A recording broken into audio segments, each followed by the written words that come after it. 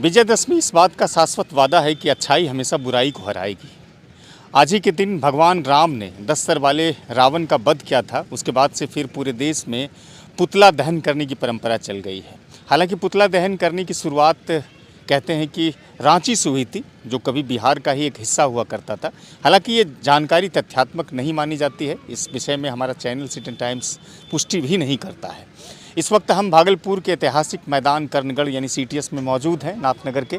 और देखिए कि बीच में रावण का पुतला है और बगल में जो है वो कुंभकर्ण का, और अभी जो लेटा हुआ है वो मेघनाथ का है। ये 3 पुतले हैं यहाँ पर। क्रमशः तीनों पुतलों को प्रशासनिक पदाधिकारी के जिलाधिकारी, SSP और SDM की तरफ से दहन किया जाएगा शाम के 7 बजे से।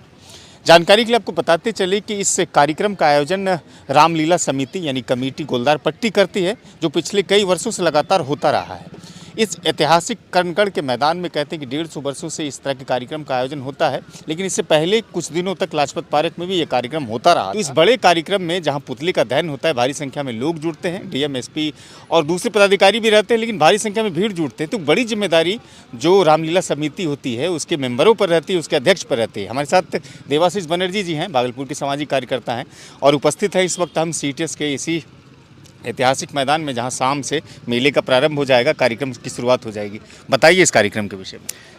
ये कार्यक्रम जो है बहुत ही अनोखा कार्यक्रम, और इस कार्यक्रम को आप जान रहे हैं, माँ देवी दुर्गा जो आई थी, रावण का वध जो है आज के दिन श्री रामचंद्र जी के द्वारा कराया गया था।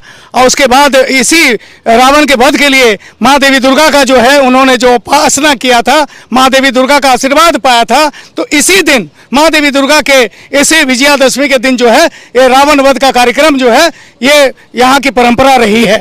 तो मैं आपको बता दूं, यहाँ पर जो है इस कार्यक्रम को करने के लिए रामलीला लगातार जो है 9 दिनों तक यहाँ पर किया जाता है, और 10वां दिन जो है CTS के मैदान पर जो है रावण वध का कार्यक्रम किया जाता है।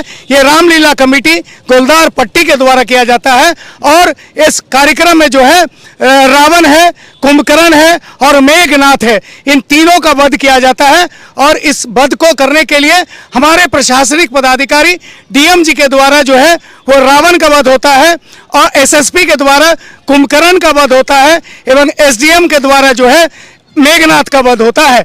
इस तीनों के वध के लिए जो है इस मैदान में, CTS मैदान में बहुत बड़ा आयोजन, चारों तरफ बैरिकेडिंग करने के बाद चारों तरफ लोग जो है लगभग 50,000 से भी अधिक लोगों का जो है जमावड़ा इस मैदान पे लगता है।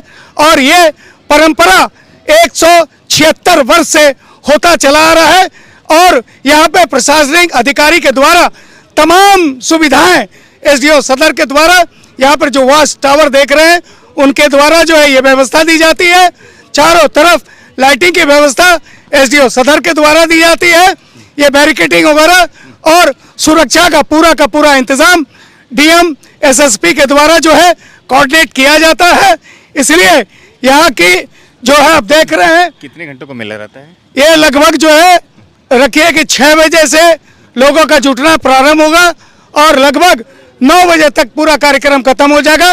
ये 3 घंटे का कार्यक्रम है, लेकिन 1 घंटा के भीतर ये रावण वध का कार्यक्रम को हम लोग कोऑर्डिनेट कर देते हैं। मतलब सुरक्षा के वो सारे इंतजाम रहते हैं जिससे किसी प्रकार का कोई अनहोनी घटना ना हो, कहीं पर भी कोई तरह का अनहोनी घटना ना हो, क्योंकि ये डीह विशेष करके प्रशासन के द्वारा पहले ही बता दिया जाता है कि रावण के साथ जो यहाँ पर जो है रावण गिरेगा या उसमें जो आग लगाया जाएगा, उसकी फुनगी जो उड़ेगी वो डी के अंदर ही रहे, पब्लिक तक ना पहुँच सके, इतना सा दायरा आपको बना करके चलना है। इसीलिए उसको साइंटिफिकली पूरा का पूरा जो है टेस्ट किया जाता है। यहाँ पर जो है बड़े पैमाने पर आतिशबाजी भी होती है। बड़े पैमाने पर आजकल आतिशबाजी कम हो गई है, चूंकि कोविड के बाद से हम लोग जो है इसको एहतियातन जो है बहुत कम कर दिए हैं। लेकिन इस बार एक चीज़ मुझे बताइए आप देवाशीष जी, चूँकि ये परंपराएं तो कहते हैं 100 साल से चलाए जा रहे हैं, लेकिन युवा पीढ़ी जो है उन सब युवा पीढ़ी के भी कंधे पर ये जिम्मेदारी का एहसास हो। वैसी क्या चीज़ें करते हैं ताकि युवा भी इससे जुड़ सके और अपनी इस परंपराओं को, बुजुर्गों की परंपराओं को आगे भी लेकर के जाए और इसे बेहतर तरीके से कर पाए? देखिए, ये हमारा संस्कार, संस्कृति, सभ्यता को लेकर के ही हम कोई भी पूजा अगर करते हैं तो वो निश्चित रूप से जो है वो एक बहाना है। उसके माध्यम से बुजुर्गों ने जो ये बनाया है, वो पूजा के माध्यम से एक बहाना क्रिएट किया गया है कि आने वाले पीढ़ी को जो है हम अपने संस्कार को ट्रांसफर कर सकें।